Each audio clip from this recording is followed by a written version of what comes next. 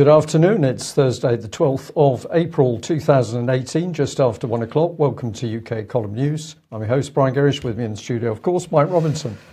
And we're joined today by Vanessa Beeley and Alex Thompson. And of course, Syria is the big issue. Indeed. We'll get straight on with this because the Prime Minister has called her War Cabinet meeting to approve UK action in Syria. Or is it? Well, this becomes a bit more vague at this point in time, as we'll see. So the Sky News here says ministers are expected to back her call to join military action threatened by the United States and its allies. Sources say the Prime Minister is prepared to take action against the Assad regime without first seeking parliamentary consent. Theresa May said, all the indications are that the Syrian regime of President Bashar al-Assad, which denies mounting a chemical attack, was responsible for the alleged chemical attack on the formerly rebel-held town of Douma. So indications, allegations, possibilities, maybes, sources say that she's prepared to take action and so on.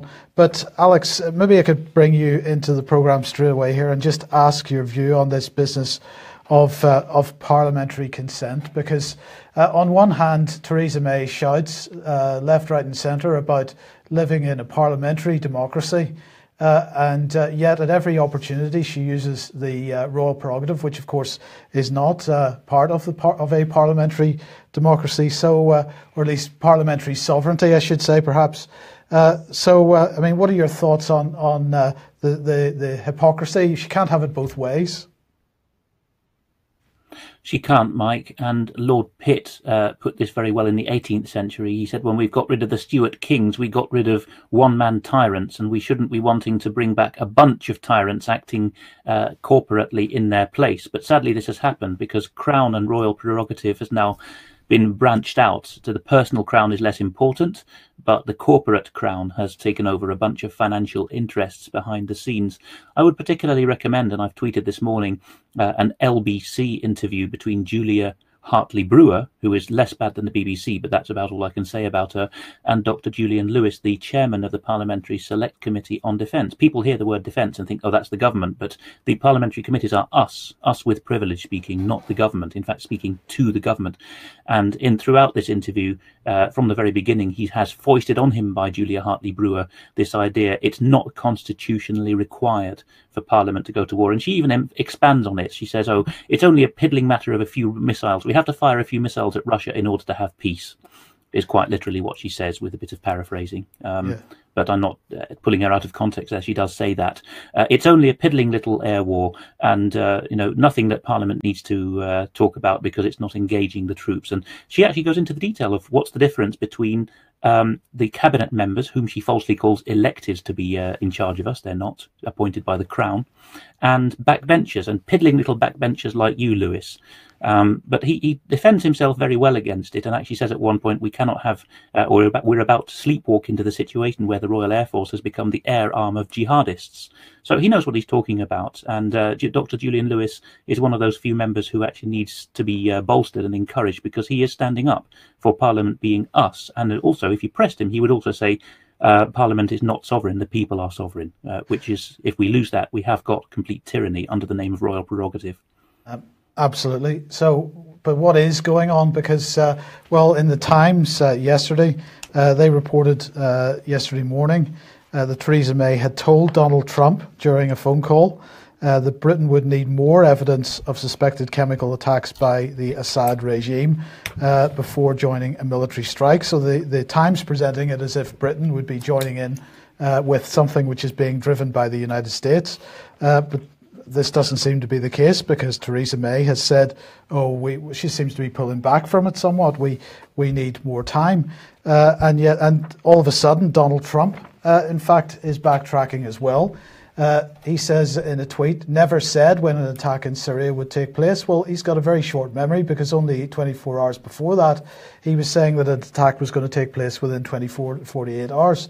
So he gets instructions from Theresa May, and suddenly he seems to be pulling back slightly. So I'm not quite clear what's going on. Could be very soon or not so soon at all, he said. In any event, the United States under my administration has done a great job of ridding the region of ISIS. There's lots to criticise here.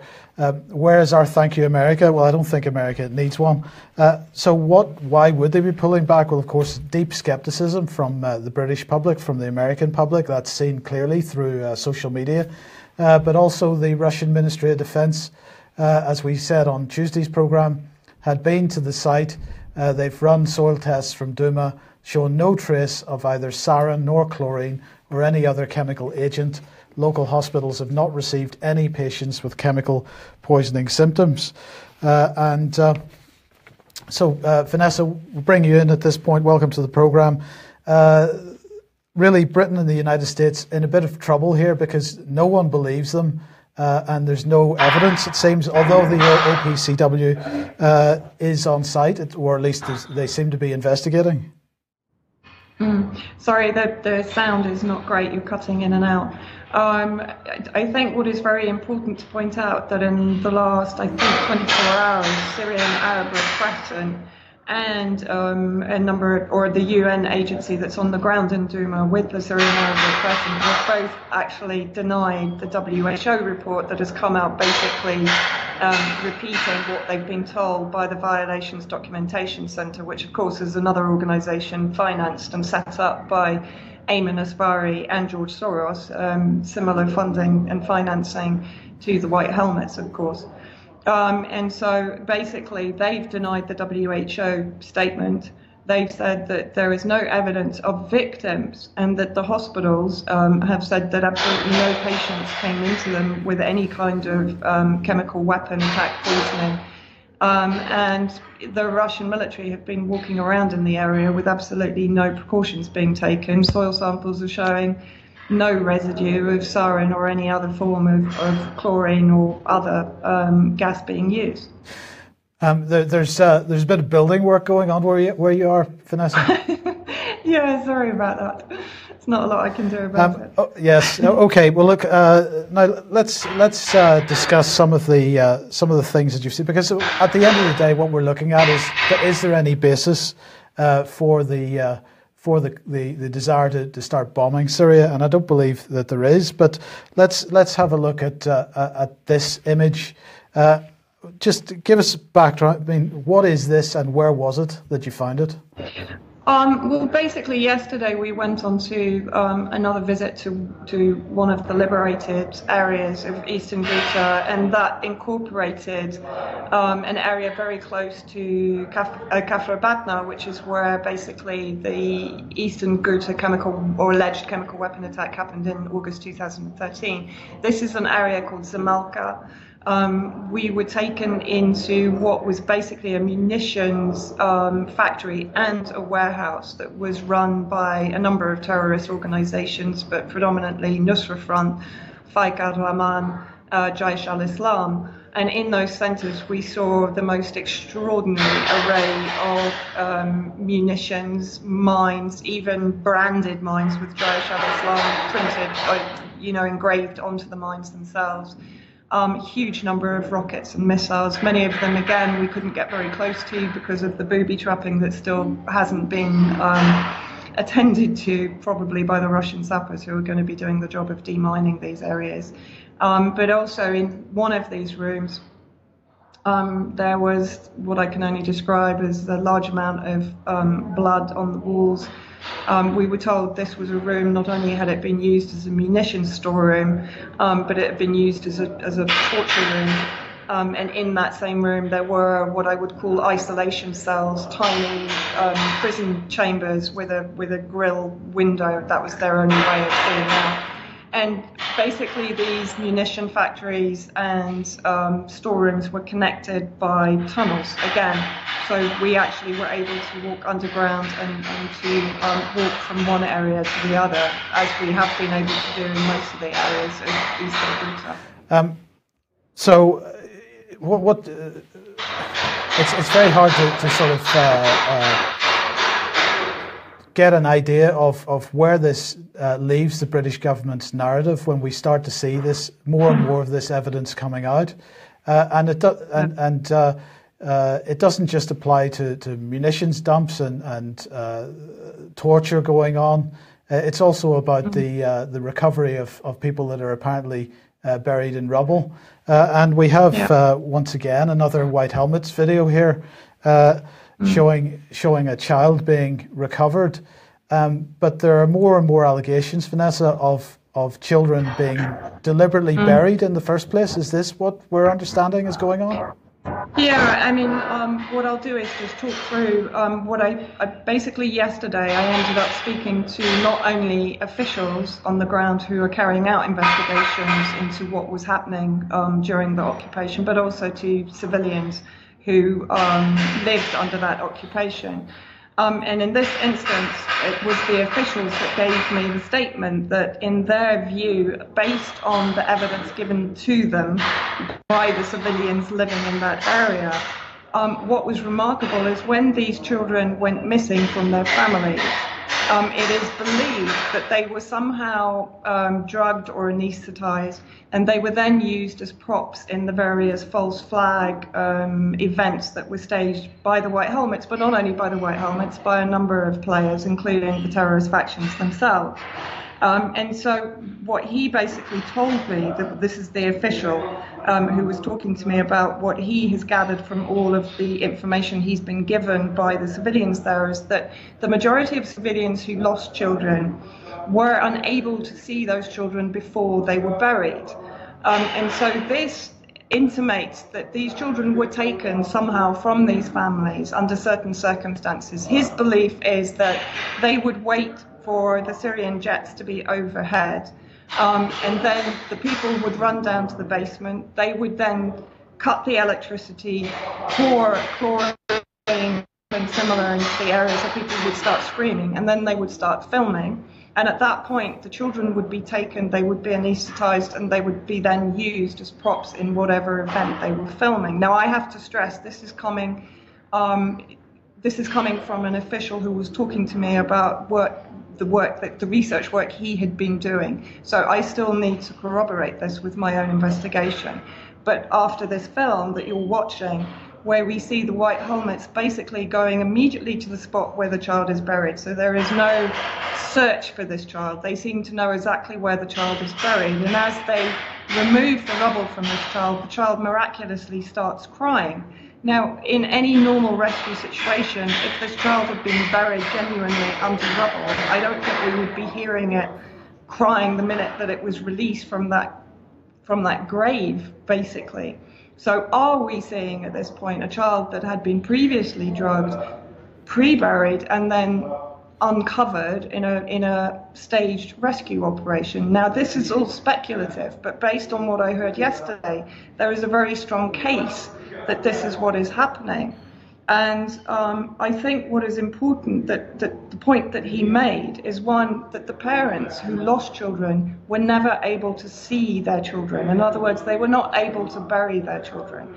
They were told after the event that the children had died and had been buried in the graveyard. So these bodies were not seen by the parents. They were not allowed to attend any sort of funeral. So already, I mean, this is some kind of dreadful psychological warfare for these civilians, having already lost their children and then being deprived of seeing them before they were buried, and being able to prepare them for the funeral.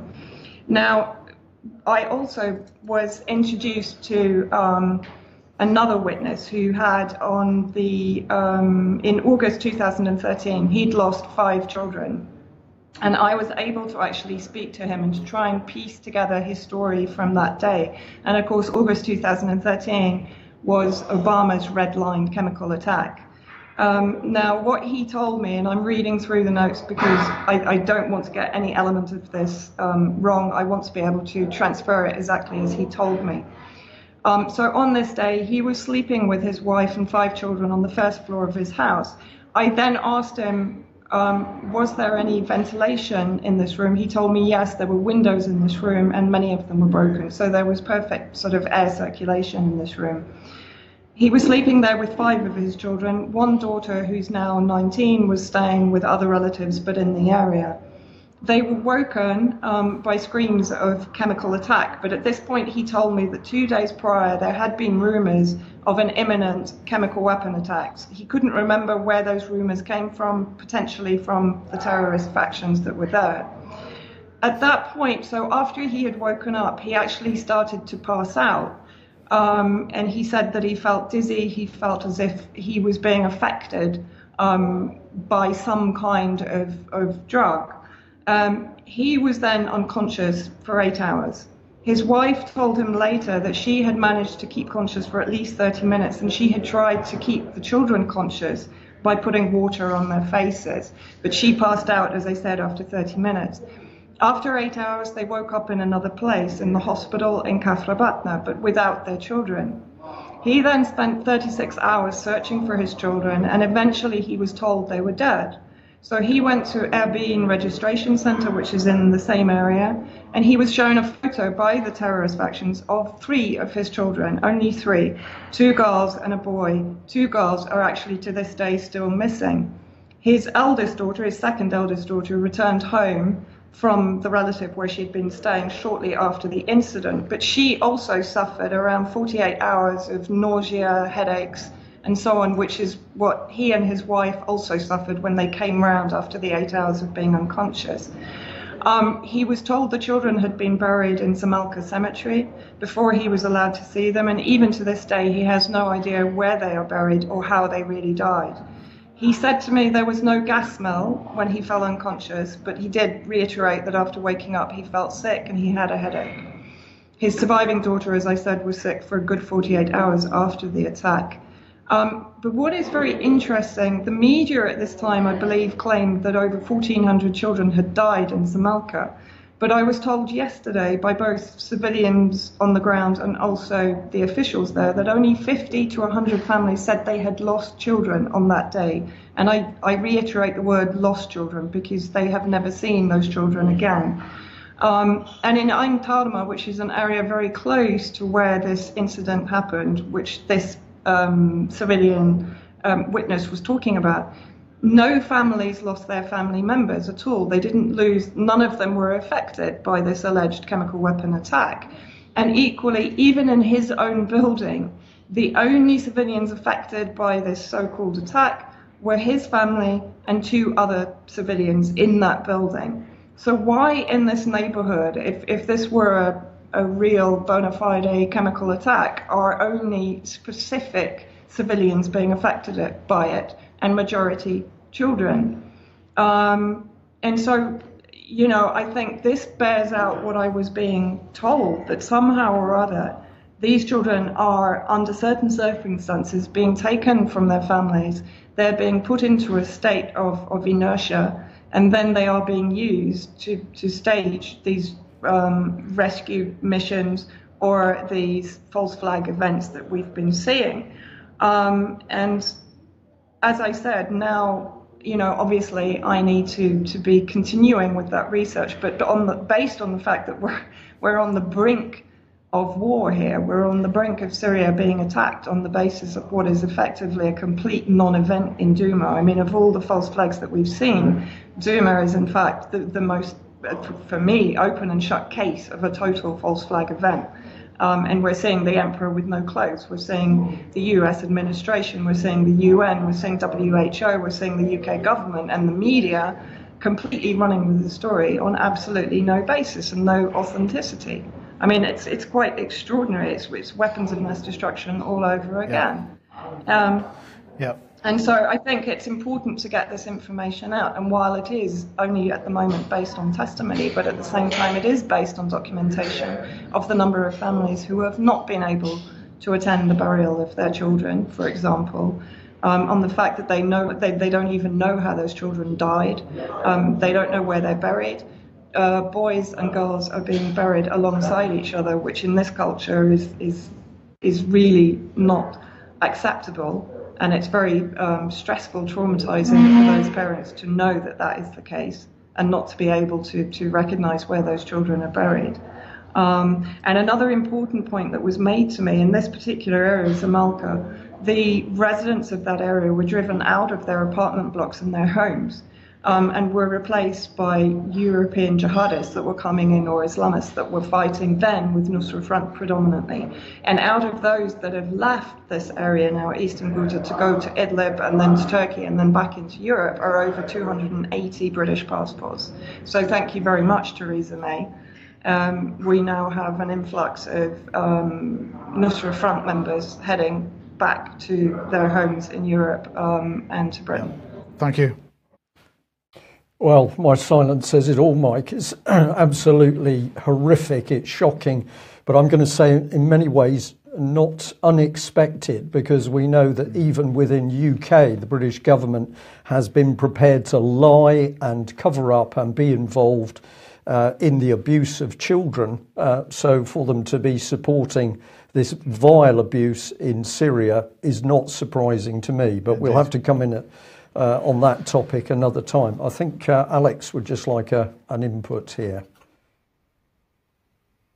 Quickly, something that strikes me as the husband of a medic is that in amongst all the other British nefariousness here, British training, British funding, British equipment, staggering amount that Vanessa was talking about on the US radio channel yesterday, and you've seen the pictures, British passports, British propaganda, there may be British or other Western anaesthetists involved in breaking their Hippocratic oath in this situation. Of course, Syrians are some of the world's best doctors, both the Russian and Western trained ones, world's leading experts in many cases. But anaesthesia is an extremely complicated and skillful branch of medicine.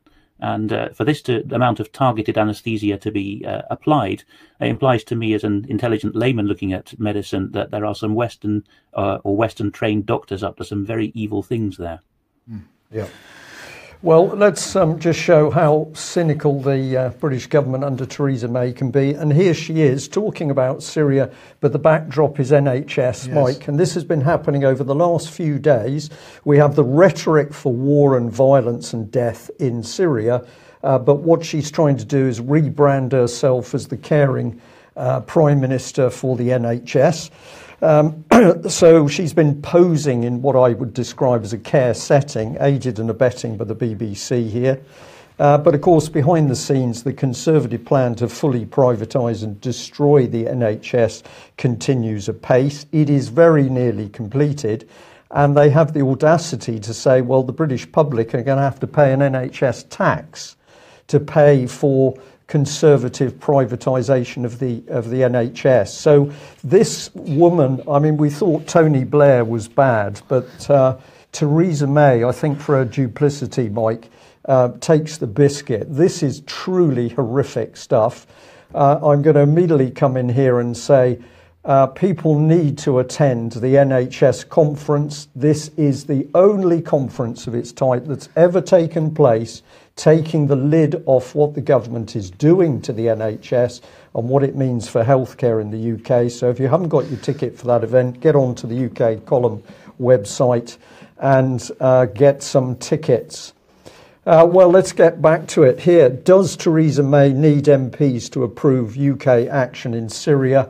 If people don't realise what's starting to happen in this country now, the BBC says Theresa May certainly could agree to launch UK missiles, excuse me, from a Royal Navy submarine or RAF jets without MPs giving the green light first. So we've got a government which we know lies, repeatedly lies and deceives, but apparently they're entitled now to attack other nation states without any debate in Parliament.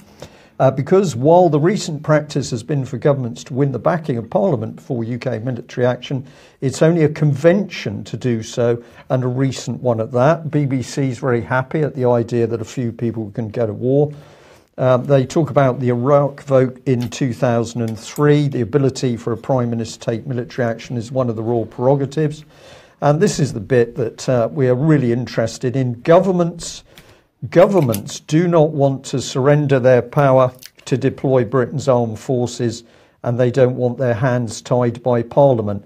Governments, they don't want their hands tied.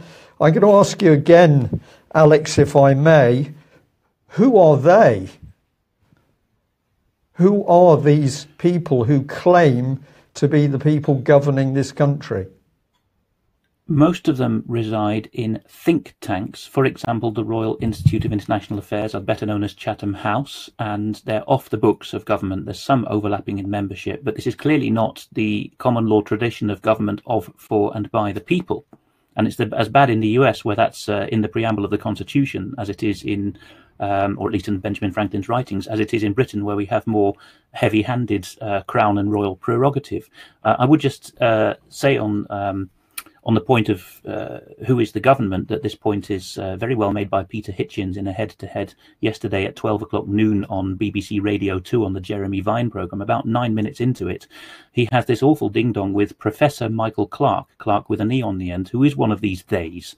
He's resided for a long time at the notorious University of Exeter. And Clarke sniggers when Peter Hitchens says to Clarke, "You have no morals," about beating the war drums in Syria. He points at the Guardian. The media is another big part of this, hence the media on trial event. And Hitchens says the Guardian opposed the Suez intervention correctly, Vietnam and the Iraq war, and now it's as if there's been an invasion of the body snatchers, and instead the Guardian has become the warmongers' gazette and is about to hand out toy soldiers to its readers. Aptly observed, and also on the socialist end of the scale by George Galloway. In fact, the two see eye to eye. So the they of government is not us. It is people pretending to be us. And in my years in the intelligence services, I saw also that we have the same kind of steering going on, particularly from Chatham House, the Brookings Institute and others.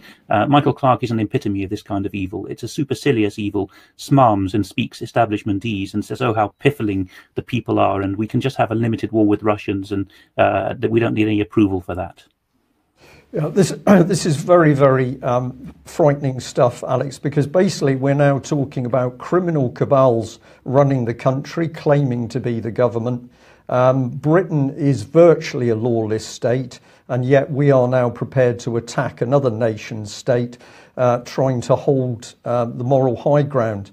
Now, you recently tweeted out this tweet saying that Brooks Newmark, who boasts on his own website about pleading in Parliament for providing arms to General Idris of the moderate Free Syrian Army.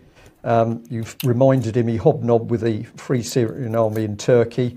And then you asked this question, was it not your FSA chums who laid the IED that killed Sergeant Tunro? This is the sergeant. He's widely reported as actually being SAS. So we got British soldiers actually now being killed by the terrorist elements that they've been ordered to go and support. This is truly vile stuff, Alex. I'm almost having difficulty choosing my words today because to live in Britain in 2018 is an obscene experience. It is very wicked, Brian, but we have to hold on to the traditional language. Both the Christian and the constitutionalist or legal perspectives of our history have given us terminology that the likes of Peter Hitchens still remember. Is this a just war? Is this a war of choice, which automatically makes it an evil and aggressive war?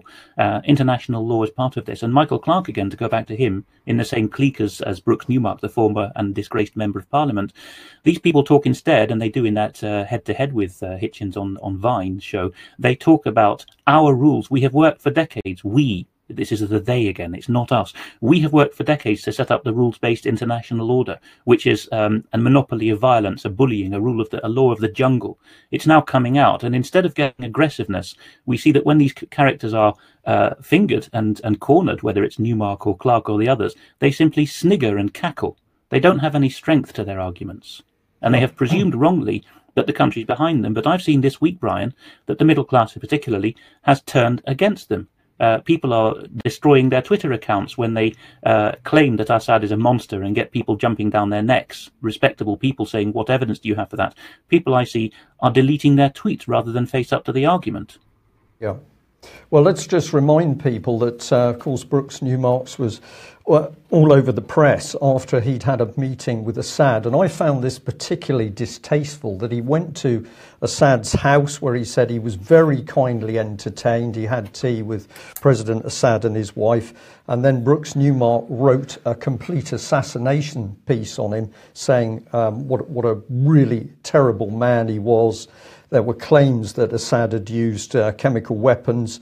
We personally, I'll say the UK column spoke to Brooks Newmark, and we asked him for the evidence of these claims about the chemical attacks. He could not provide any, but this was reported all over the mainstream press. And of course, one of the things he says at the bottom of the on-screen text is that he is a big supporter of Israel because he is Jewish. So I ask, what is the loyalty of this man to Britain? Is he talking about British foreign policy, or is he talking about Israeli foreign policy? In another Daily Mail report, we're going back here to August 2019, he said, I was on the 2013, sorry. Sorry, 2013. I was on the Syrian border only last week, where I met General Idris, the leader of the Syria Free Army. That was the subject you were referring to, Alex. I told him, hopefully, airstrikes and missiles would soon be raining down on Assad's military infrastructure. So he was hoping for war and violence. And the article also said there are about 150,000 Free Syria Army fighters, 7,500 Jabhat al-Nusra fighters, which have links with al-Qaeda. So at the time, we challenged on this subject. We asked in particular our local MP, Mr. Streeter, how we had a Conservative MP meeting with somebody who was linked through to al-Qaeda terrorists. Of course, Gary Streeter didn't want to ask that question. He protected his Conservative MP friend. Here's General Idris, leader of the Syria Free Army. So linked to al-Qaeda terrorists, that has been known for many years.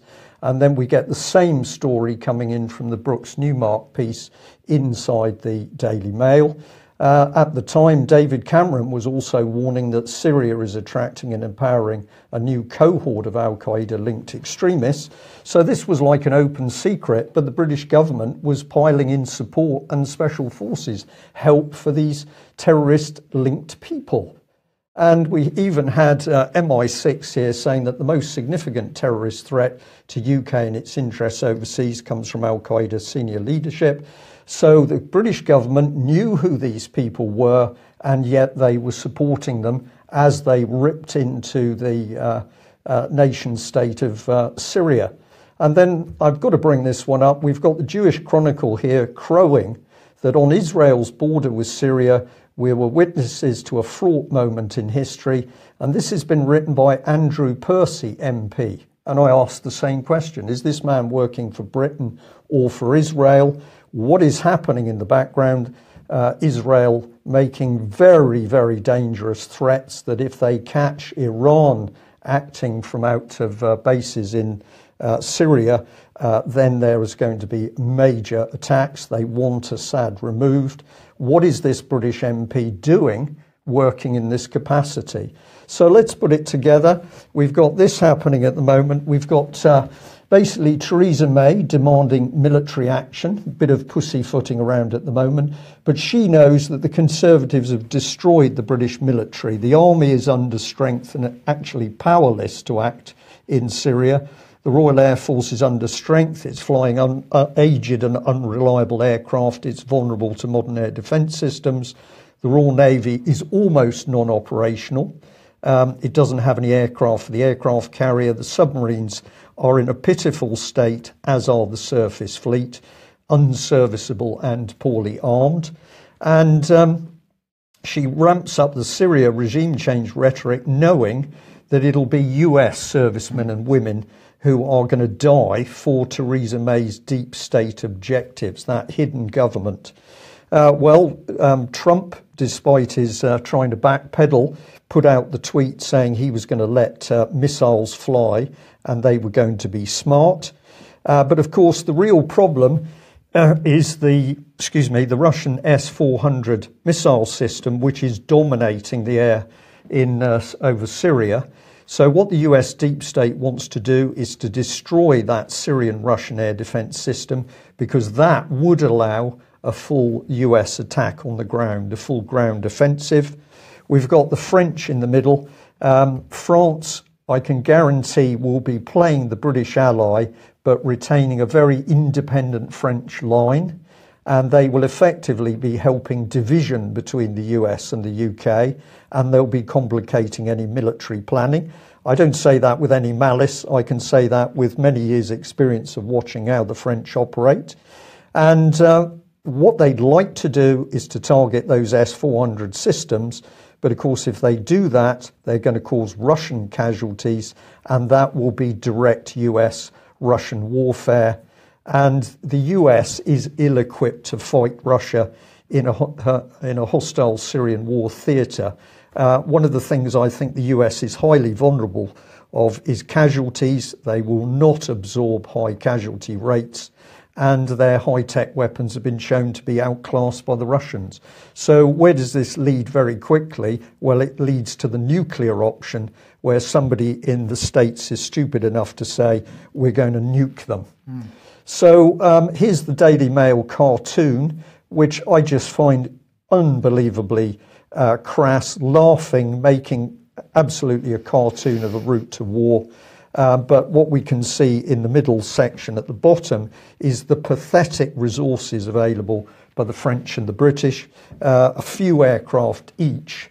And what this little diagram seems to be relying on is a US carrier battle group arriving in the Mediterranean, which is due to do in about a week, I think. Alex, I'm watching the clock a little bit, but these are extraordinary times where we're talking about major war in the Middle East based on utter lies promulgated through the British press and media. The only Anglo-French asset of any reliability there, and it was featured at the bottom of that graphic, is the Dassault Rafale strike fighter. The British ones are falling to bits. The Germans are finding that their version of the Tornado is not up to spec, and that they're actually behind the scenes working on native German air defences and joint strike fighters with the French for the first time since the war. US listeners and viewers might think, well, we're better off, we're still the world's premier military superpower and have a massive budget and specialists. Yes, it's true, but please go to militarytimes.com and subscribe to their newsletter and see the daily slew of reports on the lack of discipline in all of the US services, the fecklessness, the physical unfitness, and the boondoggles of the armaments companies. Even Israel is affected by this now. Only a bit of the French kit is really stands a bit independent in the Western world of this boondoggle armaments industry, and that's thanks to de Gaulle's forward planning. We are going to lose out very rapidly, and if we get to a ground war, American viewers and listeners need to take account of this as well, but particularly the British side. If we engage with Russia on the ground in Syria, we will be wiped out in 5 minutes. A lot of my sources, even at unclassified level, are prepared, and I don't push them to go classified, but at unclassified they will say the Russians have got such a multi-layered approach to warfare now that even without their high-tech kit, just the way that they wage warfare and their training and their fitness and their discipline and their patriotism, they're going to take us out in 5 minutes. Yep. Right. Well, let's come back to Brooks Newmark. But the reason I'm interested in this is to do with censorship in the British press. And I know, Mike, you're going to come on to an element to this. Just remind ourselves, back in 2014, Mr. Newmark had sent pictures of himself naked to a young lady. This was exposed in several of the national newspapers. He subsequently used a very expensive law firm to remove those pictures from the internet with threats to anybody that showed them. But this was a little article the Spectator put up at the time. Brooks Newmark was in mental agony. I saw it with my own eyes. The story is that they were going to sign him up as a Telegraph blogger. We had coffee in Portcullis House. The blogging thing didn't come to anything because he was a government whip, but we still talked for 2 hours. The Brooks Newmark I met that day was ill. I was so shocked I rang a mutual friend and said, the guy's in a terrible state. I know, came the reply. And this was Brooks Newmark, who was saying he was suffering from depression. He was going to have to go into somewhere to receive some treatment. But this was the man who was conducting policy on the border with General Idris of the Free Syrian Army. Who was he working for? Himself? British government? The Israeli government? Was he unwell at that time? We don't know. But this is what subsequently took place. This is another old report. Brooks Newmark's sex sting is a matter of urgent public concern. Not that he was on the border with General Idris. No, urgent public concern is that he'd been caught taking photographs with no clothes on, and the IPSO chair was brought in. He said the Sunday Mirror ought to have justification already in place. One of the things about the code is newspapers think beforehand. So this is all about protecting these people from the public gaze. And I'm going to link it to this one before I hand over to you, Mike. Here we've got the BBC absolutely crowing. It's involved in a very, very important court case with Cliff Richard, because Cliff Richard's taking the BBC to court for breaching his personal privacy by the fact that they had helicopters flying over his house at the time the police were searching. Many people said, what on earth is the BBC doing here? What has this caused? A court case where we are moving now towards privacy laws for people if they're being investigated by the police. And what that actually means is that people can be picked up by a police car in the middle of the night. They will disappear because nobody is allowed to report it. And this has been created, I'm going to say, engineered by the BBC using the Cliff Richard case, the BBC trying to advertise themselves as the victim here. This is appalling and very dangerous stuff. Okay, quick ad for Media on Trial once again. MediaOnTrial.uk is the website if you want to get tickets to the event in Leeds on the 27th of May 2018. And Peter Ford, who's the former UK ambassador to Syria, has been on BBC Radio Scotland and also on BBC Breakfast, giving a very stern refusal to that the British government should be even considering any military action in Syria. Do get a look at those interviews if you can, and he will be speaking at this event, so get along to that. Now, in the meantime, we'll move on to Skripal. And this morning, or in fact, just 15 minutes before we came on air, the OPCW released the results of their investigation into the Skripal poisoning. And it's very interesting because what they say is that the results of the analysis by the OPCW designated laboratories of environmental and biometrical samples collected by the OPCW team confirm the findings of the United Kingdom relating to the identity of the toxic chemical that was used in Salisbury and severely injured 3 people. And Alex, what fascinates me about this report is that at no point in the report is the word Novichok used. And what I wanted to ask you is, what is the likelihood that the briefing that the OPCW received as relating to the identity of the toxic chemical would have been different to the briefing that the public received through the press, through the complicit press? And is it, do you feel, significant that an official OPCW would not name the chemical that they have identified? It is significant, and the chances, in relation to the first part of your question, the chances of the different briefings are very high, Mike. The reason is that Novichok singular is a Russian word taken by Vilmir Zayanov, a defector to the West, to describe something which the US Army, we know various strands of this now, the proving grounds in Maryland that Patrick Henningson's been talking about, and also Northwestern University Chicago. The US, and particularly with Pentagon funding from 2003 onwards, was looking at a whole class to which the name Novichok was given in public literature in 2008 by Vilmir Zayanov.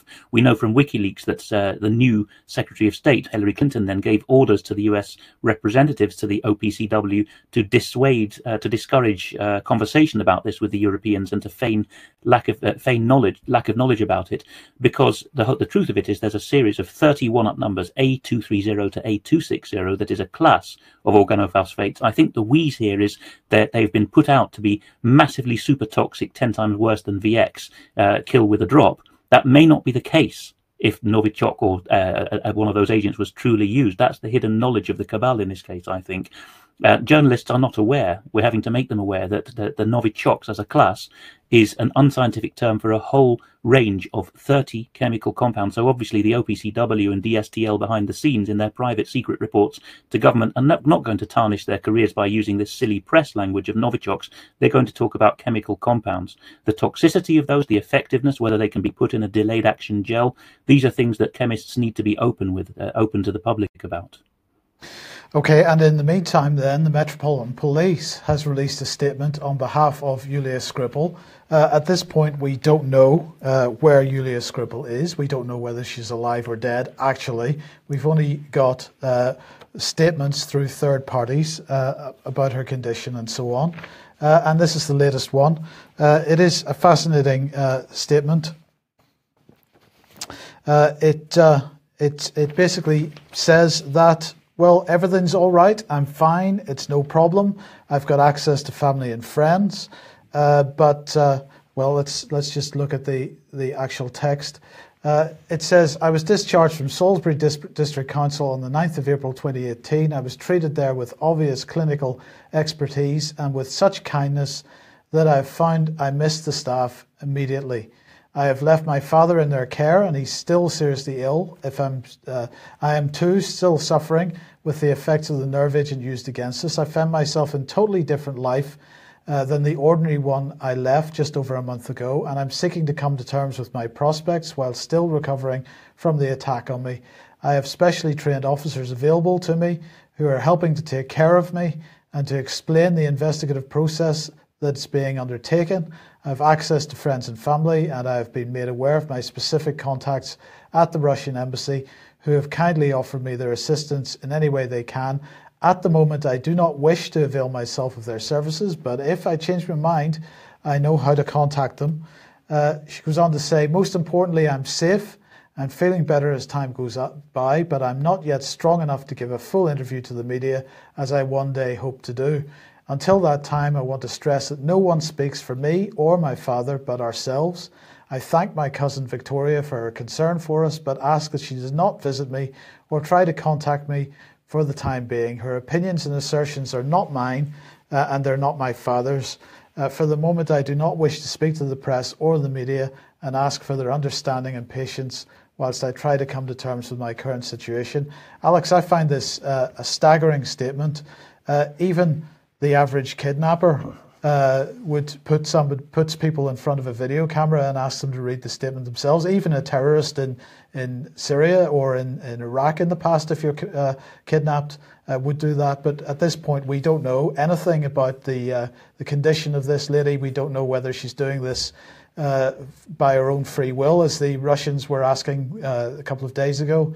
I find it utterly spectacularly amazing that there's nobody offering any concern for this woman. British Ambassador Craig Murray, who this morning has published something about this in exactly the same phrase of their statement that I found it odd about avail myself of, indicating that this was clearly written by the heavies at the counter-terrorism police, who took over within 24 hours of this investigation from Wiltshire Police. And it may be the case that this was even drafted, looking at the commas there, Mike, this is the detail you have to go into.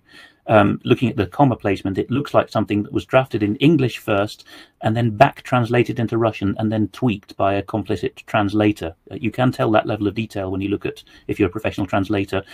So I think that there is very strong linguistic evidence, as does Craig Murray, that this was a put-up job. And talking about my cousin Victoria is very formal in Russian, actually. When in the phone call to her cousin Victoria, she used the very endearing form of the name Vik.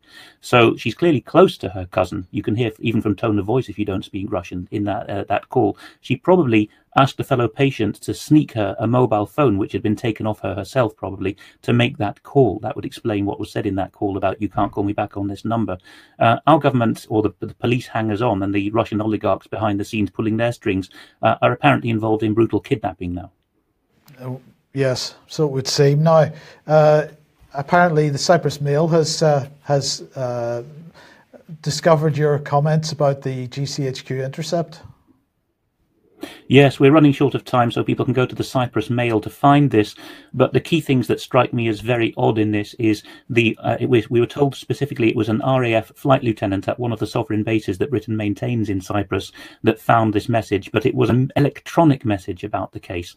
That doesn't stack up because the decipher capability is not there. If we're talking about Russians assassinating in Britain and the whole military apparatus involved, that's the GRU, the heaviest of the Russian intelligence agencies, and their communications, even publicly this this is known, are extremely encrypted. The outstation and the RAF officers there have no chance. Cheltenham maybe has some chance of decrypting some of this. So that doesn't stack up, nor does the fact that C, the head of MI6, would congratulate the RAF or GCHQ because he's not in the same chain of command. It implies again that a small group of MI6 officers and former MI6 officers are trying to tweak the process and masquerade as if they were the British government officials involved. Yeah. Okay, and as you say, we're out of time, so let's just end on this one. The offshore appeal is now live. Fortunately, I think it's a French-based site, Leetchi, leetchi.com, have agreed to do the lawful and good thing and allow this fundraising to go on. As you can see, there's a long way to go. Peter and his mother, who is alive, we've had a sign of life call now, they need £20,000 sterling to launch their legal appeals. This is the only way to do it, and I can vouch for the integrity of the Austrian lawyer whom we're intending to engage, because he's been recommended by some very reliable contacts of mine in the Austrian establishment as uncorruptible and experienced. So if you go to leetchi.com and find the case there, we put the URL on screen for those viewing, then you will be able to donate generously. The public defender in Austria went to see Peter yesterday and yawned throughout the meeting. And when Peter said, "You seem to be in need of a cup of coffee, shall I fetch one for you? Have you heard a word I've been saying?" The Austrian publicly funded public defender in the case said, "No, I was not listening. I was reading while you were talking." So there is no hope from the public authorities. Yeah. Very dangerous stuff that, although it's happening there in Austria, the start of this is in UK. We know that we've got a gulag psychiatric system operating in UK. Melanie Shaw is one of the very many people who've disappeared into that prison gulag system if they have evidence which is dangerous to the British government. So the pattern follows all the way through. People need to support Peter Hofstra because this can affect all of us. So if we can overturn this particular case, this gives a good precedence for overturning other cases. It needs to be done. I'll also say a reminder that Saturday the 14th of this month, Fresh Start Foundation will be doing another conference in Inverness. So if you're north of the border and north of England and can get up to that, please do, because we know that in Scotland it's taken ordinary people to step up to take the lid off child abuse. That's it for today. Thank you very much for joining us. And just a final thank you to the mainstream press people that have been contacting us over the last few days to ask for our opinion and advice on what is happening with regard to Syria.